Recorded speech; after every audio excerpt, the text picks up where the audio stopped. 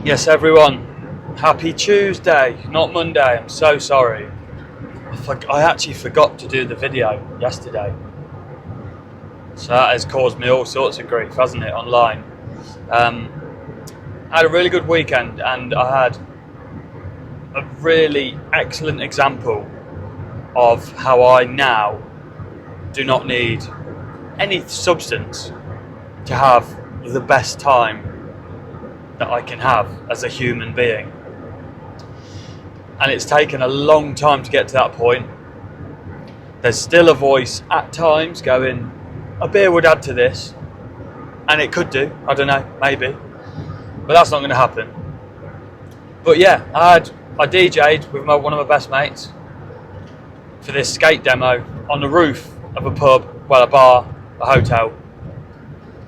There's a mini ramp, sun was out, palm trees, waves behind us on the beach, beautiful people everywhere, everyone having a lovely time. The skate demo finished, turned into a party on the mini ramp. We played some good tunes. We played music that we used to play when we were 18, that we used to love growing up, and we're playing it to now 18-year-olds on the other side of the world, and they loved it as well, and it was really, really fun.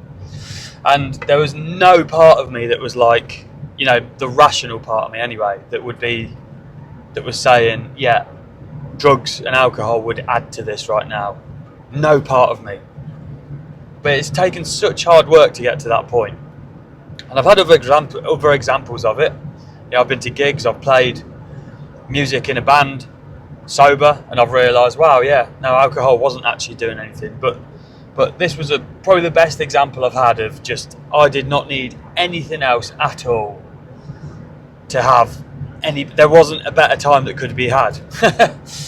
So, and I realised that them situations are few and far between, and sometimes alcohol and drugs can manufacture fun. They can for some people. They can't for me anymore.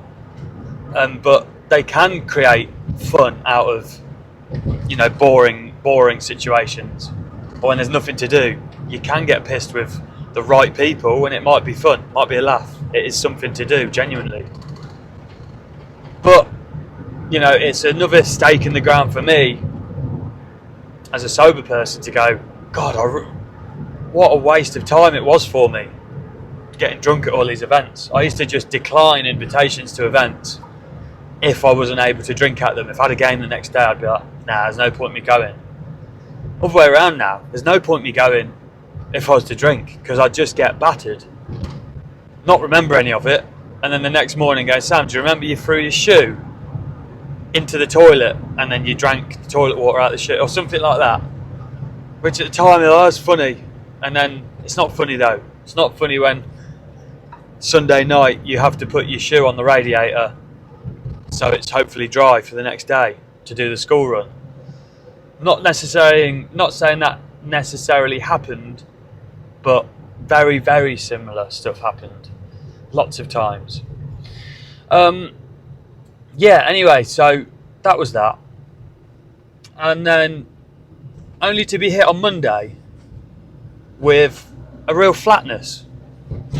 I don't know why, but it's almost as if someone's pushing buttons going, right, you've had the best time ever, here, have like nothing, feel empty for the day.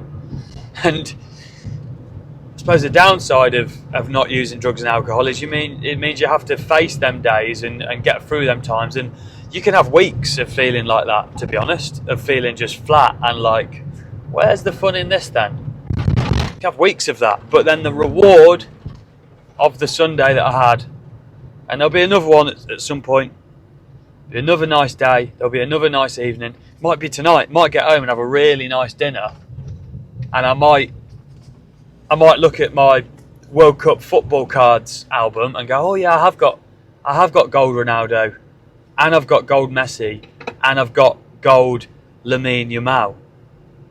Life's pretty good. That might happen tonight. Probably will now I've said it. So yeah, that's the rough and the smooth. You've got to take it all when you're not using drugs and alcohol. Lastly, 3 things I think I've realised I will never do in life.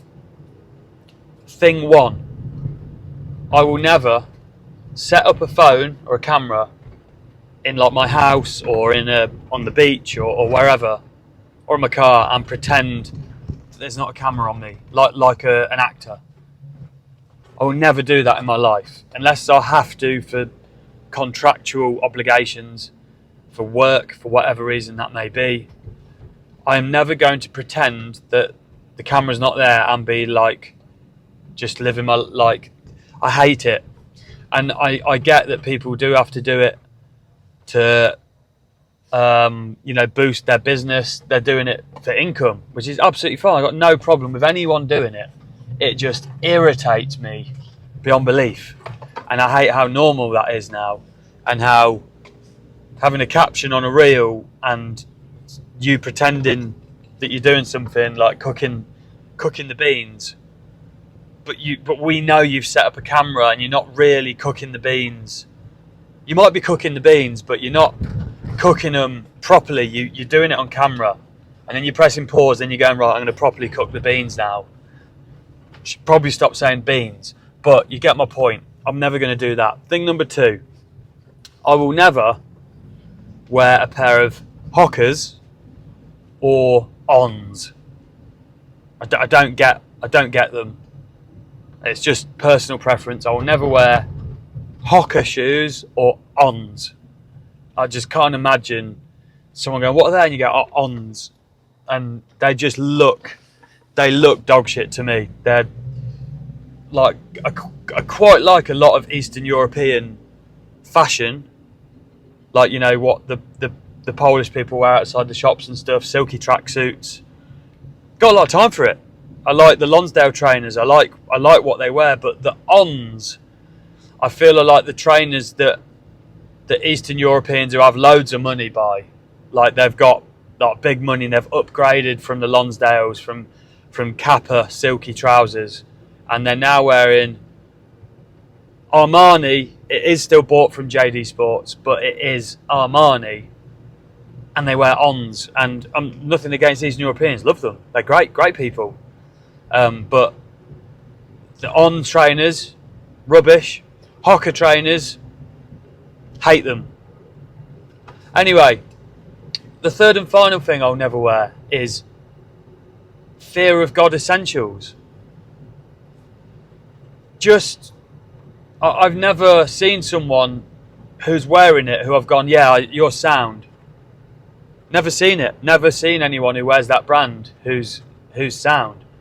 And that might be, you know, you're looking for red cars and you just see the red cars. I might just be looking for cunts who are wearing that brand. But I see it all the time. And I don't get the brand. I've researched it. I've gone, what is it? Like, what am I missing? Because it looks like Primark, but it just says Essentials on it. But then it's like 100 quid for a t-shirt. And I get it. Like, I've spent money on plain clothes that is a brand that I like, so I'll spend money on it. And you tell yourself it's really good quality, but really a t-shirt's a t-shirt. I get it, but Fear of God Essentials, I don't get it, and I will never wear it. Unless I've missed something, it's like, you know, they give half their money to charity, or it's really eco-friendly, or it is the best quality ever. Guaranteed, I don't know, 20-year warranty, I don't know, maybe it is. But I don't get it. I don't get it. I've never seen anyone I'm like, yeah, you're sound wearing it. So that's it. I'll see you tomorrow.